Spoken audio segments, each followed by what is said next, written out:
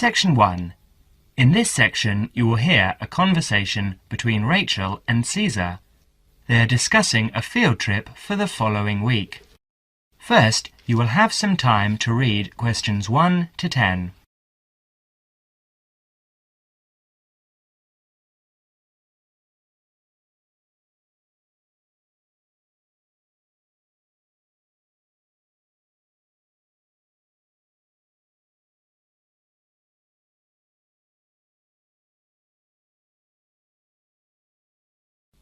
You will see that there is an example which has been done for you.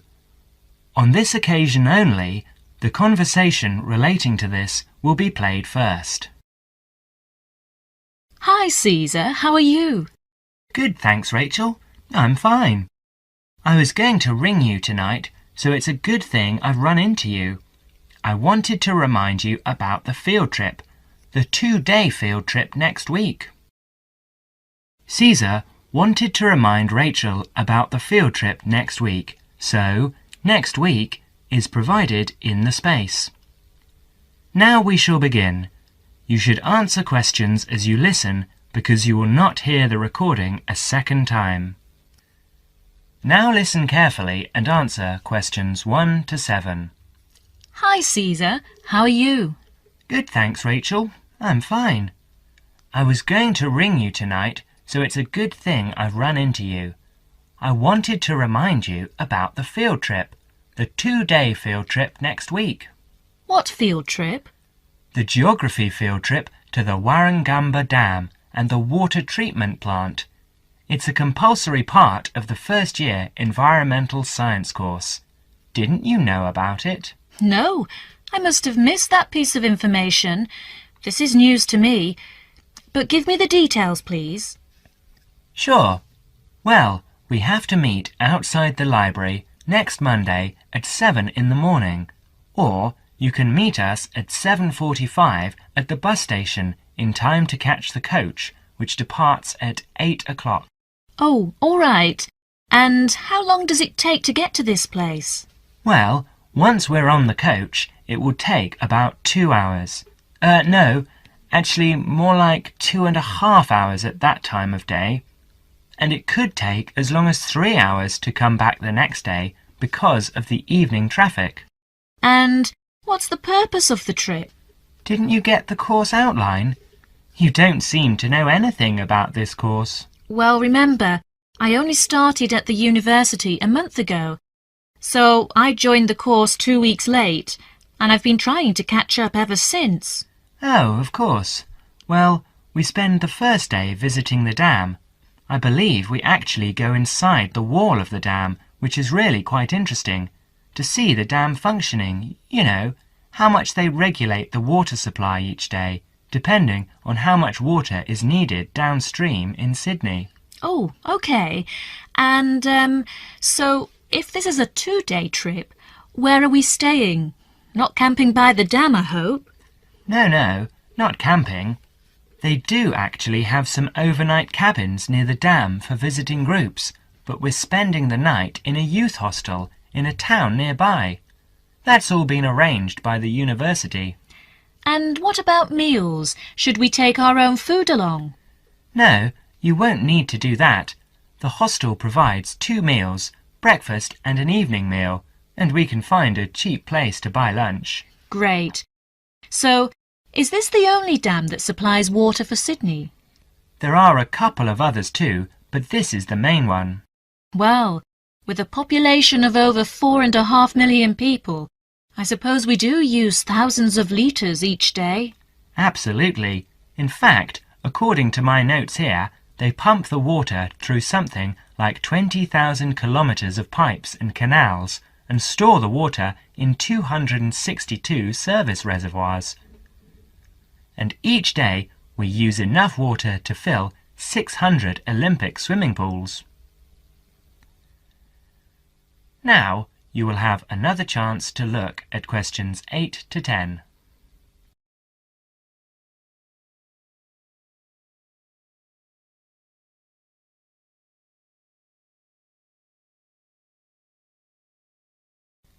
As the conversation continues, answer questions 8 to 10.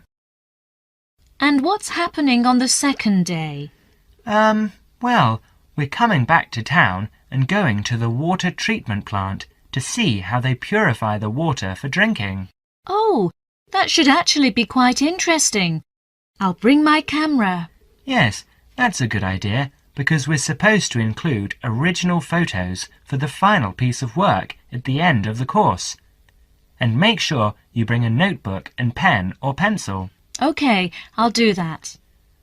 You'll probably need some good walking shoes and spare clothes too, and I would recommend that you bring a waterproof coat of some sort, because the chances of it raining are pretty good next week. And a hat, perhaps. Sorry, no. I draw the line at a hat. Fair enough. And by the way, do you have a mobile phone? I do, actually. Well, bring that along, because that way we can keep in touch more easily. Provided that mobiles work up there, of course. That's a point. Do I need a map? No, I wouldn't bother. We won't need to do any map reading. OK then. See you on Monday, and thanks very much for letting me know. That is the end of section 1. You now have half a minute to check your answers.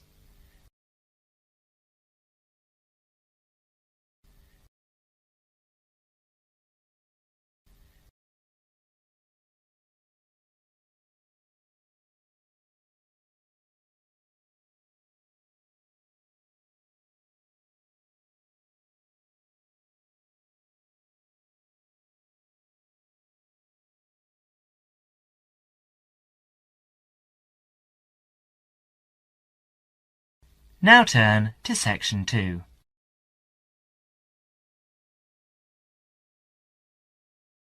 Section 2.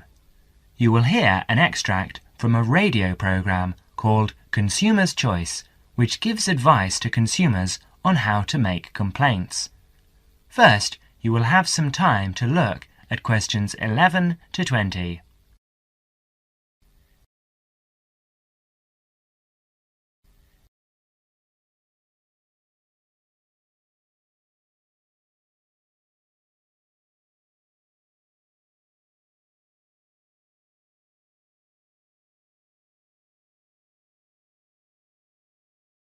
Now listen carefully and answer questions 11 to 15. Hello everyone! Welcome again to Consumer's Choice, which is the last in our present series. Isn't that right, Wendy? Yes, that's right. But we'll be back again after summer break with a new series. We'll tell you more about that later. But first, in today's programme, we start off with the missing photographs. We'll tell you a story of Miss Patty Ching, one of our listeners. We'll tell you how she has qualified for our Consumer of the Month award with her determination. Dennis? Thank you, Wendy. Well, Miss Patty Ching went on a holiday to Europe last month. This was her first ever trip abroad, and one for which she'd been saving for 10 years. Her tour took her around 12 countries in 21 days, and being a keen photographer, she took lots of photographs. 10 rolls of film, to be exact. About 360 photographs.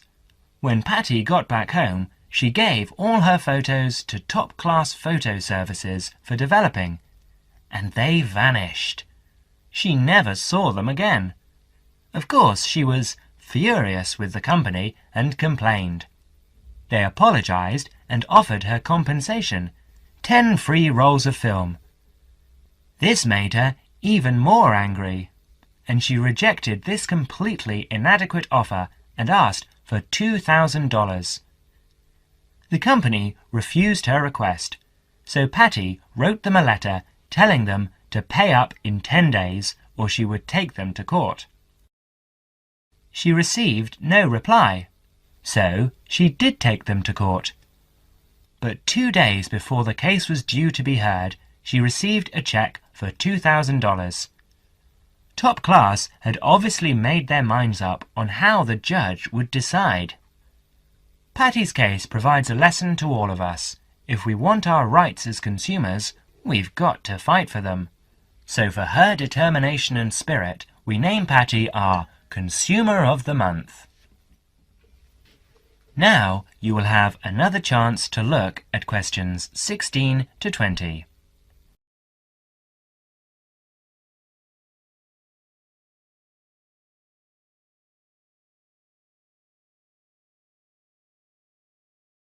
As the conversation continues, answer questions 16 to 20. Thank you, Dennis. And now I'd like to deal with the problem that many of our listeners write about: sale prices. When we go to a sale and see a sign on something saying 50% off or $300 reduced to $100, how do we know the prices really have been reduced? One of our listeners, Mr. Alvin Locke, tells his story. In a department store where I sometimes shopped, I saw a leather belt priced at $100.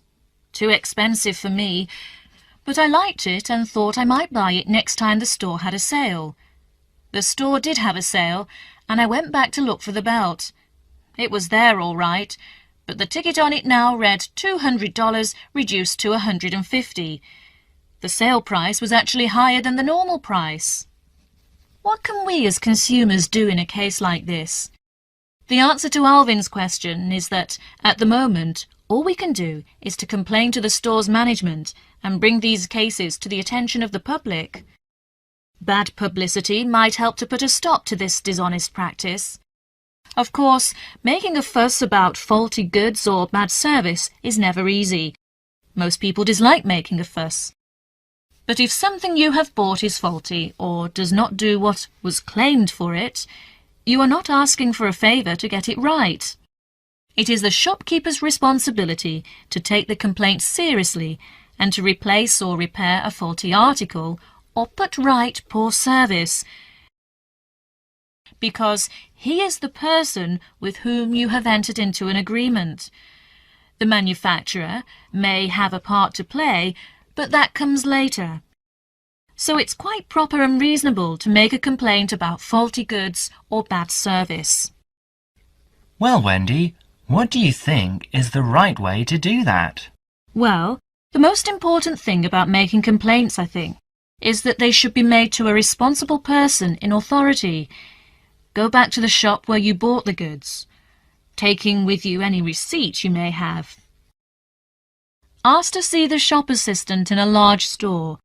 In a small store, the assistant may also be the owner, or you can complain directly. In a chain store, ask to see the manager. If you telephone, ask the name of the person who handles your inquiry, otherwise you may never find out who dealt with the complaint later. Even the bravest person finds it difficult to stand up in a group of people to complain. So, if you do not want to do it in person, write a letter. Stick to the facts and keep a copy of what you write. At this stage, you should give any receipt numbers, but you should not need to give receipts or other papers to prove you bought the article. If you are not satisfied with the answer you get, or if you do not get a reply, write to the managing director of the firm, shop or organisation. Be sure to keep copies of your own letters and any you receive.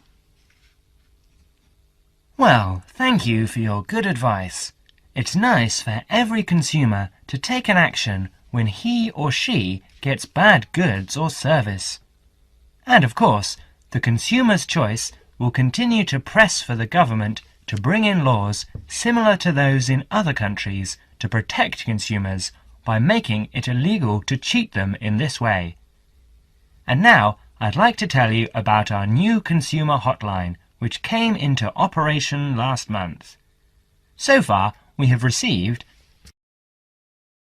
That is the end of section 2. You now have half a minute to check your answers.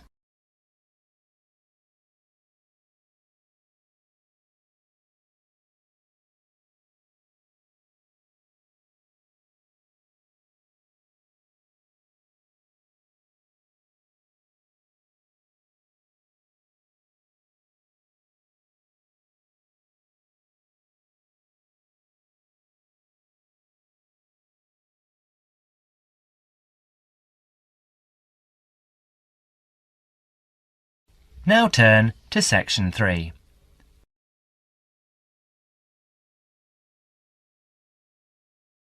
Section 3.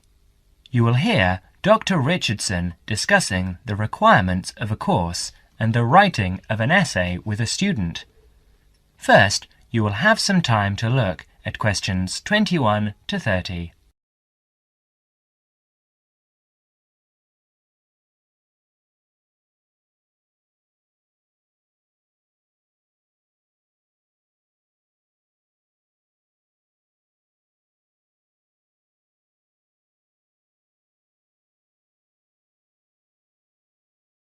Now listen carefully and answer questions 21 to 28.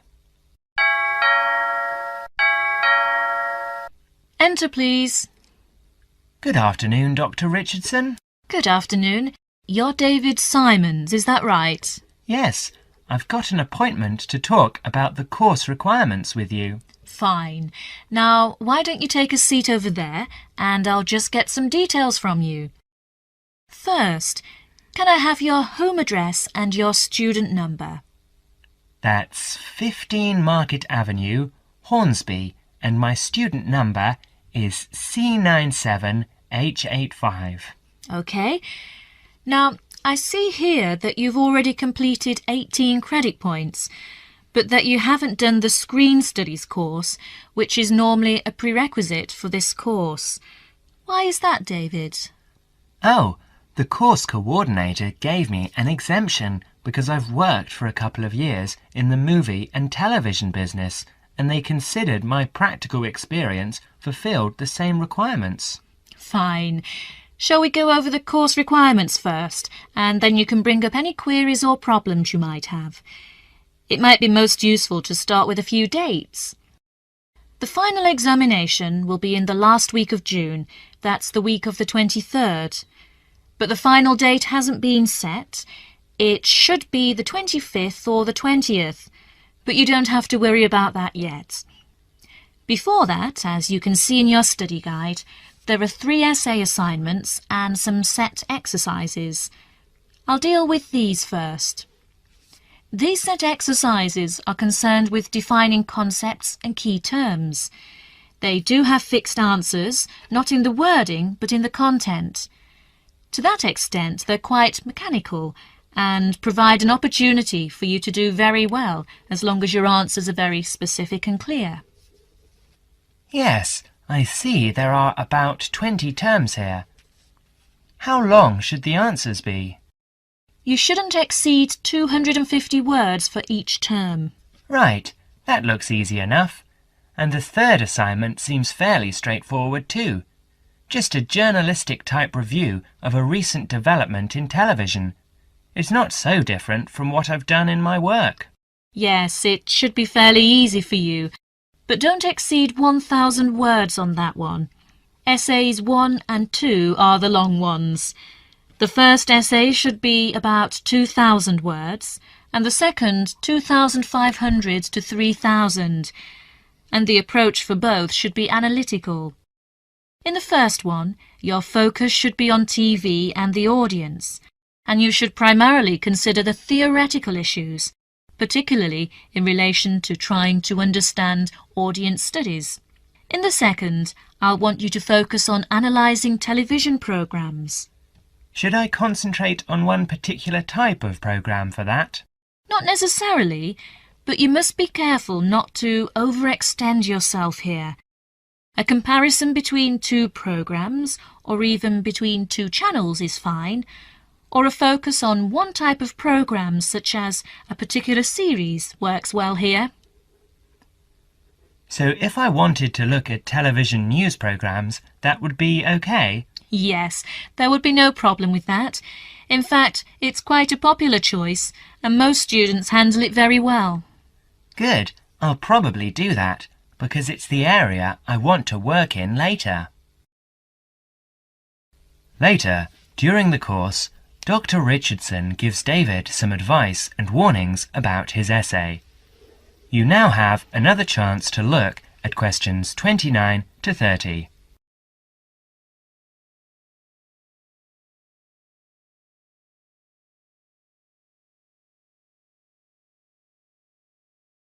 Now listen to the second conversation and answer questions 29 to 30.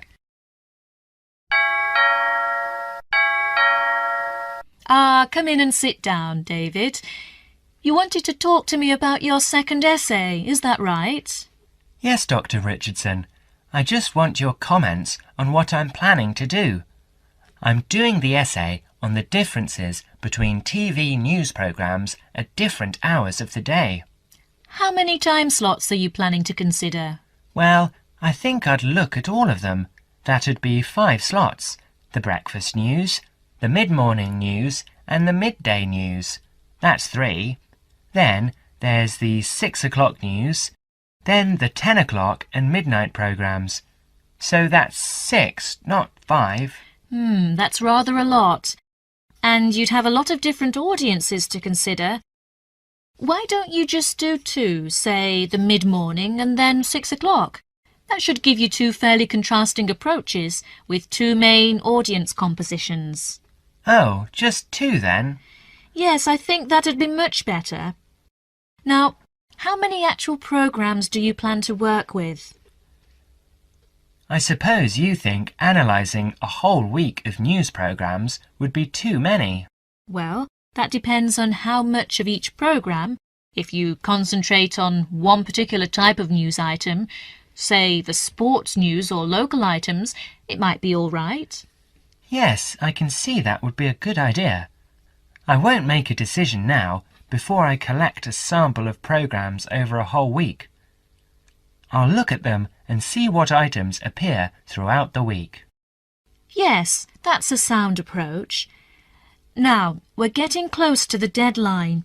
Can you finish it in time? Yes, I think so. I've completed the reading and I know what my basic approach is, so it's really just a matter of pulling it all together now. Fine, David.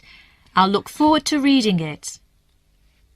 That is the end of section 3. You now have half a minute to check your answers.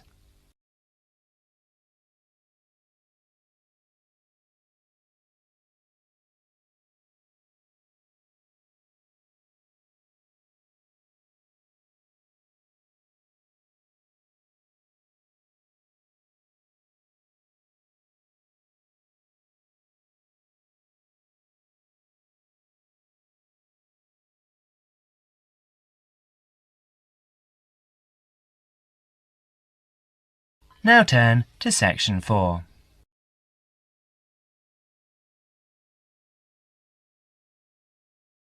Section 4. You will hear an extract from a student's presentation about computer viruses. First, you will have some time to look at questions 31 to 40.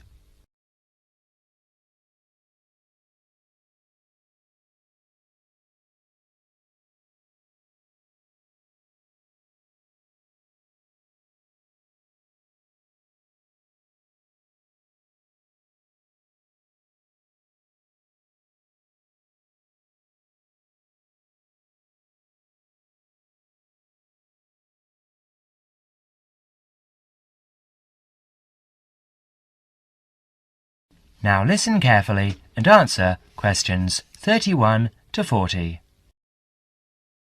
Well, good afternoon. Last week we were looking at the positive effects that computers have had on our society. This week we'll talk about one of the negatives, computer viruses. In today's session, John Upton will be sharing some of the findings of his research project.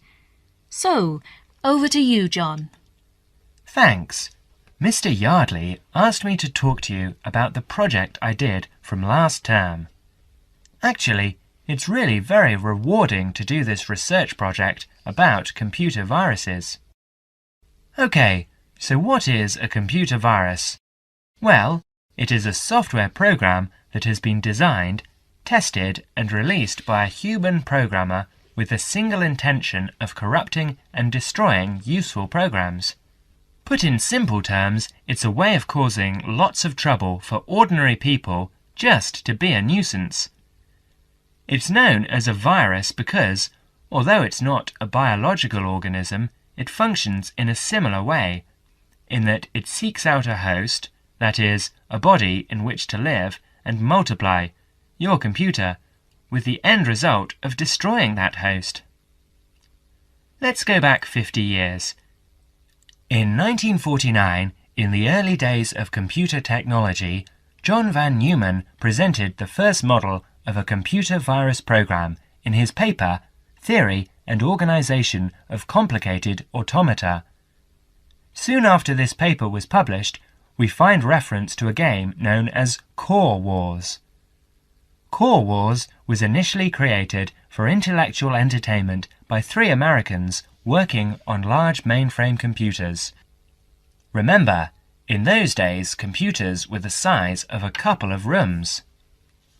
By the 1980s, for the small sum of $2 postage, anyone could get details on how to play Core Wars, and very soon after, we see the emergence of a new pastime, one where people spent time creating programs that could escape the game and destroy other programs. In this way, the first computer viruses were born. Like their biological counterparts, computer viruses are picked up through casual habits. Virus programs are often intentionally placed within useful programs in the public domain, or they're included in software which is not official. That is, software you might have acquired on the black market, which, of course, you don't do. It seems quite hard to believe that anyone would go to this level of deceit to intentionally corrupt the data of others, but the rise in the number of computer software infections and the amount of lost data that we are seeing these days is proof that these virus programmers are going to extremes to do just that. They are going out of their way to create programs that hide inside legitimate software applications and cause all sorts of errors that the average end user will then mistake for hardware failure. In other words, they will think that the problem lies with their own computer. So, what can we do to combat these people? Well, the first thing is to realize that virus programmers succeed because people are not always careful about where they get their programs from. So, number 1, be very careful. And I don't just mean that you should be careful about the source of your software. You also need to take care with emails and avoid any messages which are suspicious looking. For instance, a message that says, "I love you," or "Win $50. So, the second golden rule is avoid trouble. Now, there are other things we can do to protect ourselves. We can try to find out exactly how the viruses work, how they accomplish their aims. In other words, we need to understand them. And, of course, there is a good selection of antivirus software available on the market now, as well as on the internet, to combat the virus plague. So another way of protecting ourselves and our computers is to be well prepared. And, before I leave you, let me just say that if you ever run into one of those virus guys, tell them what you think of them. That is the end of section 4. You now have half a minute to check your answers.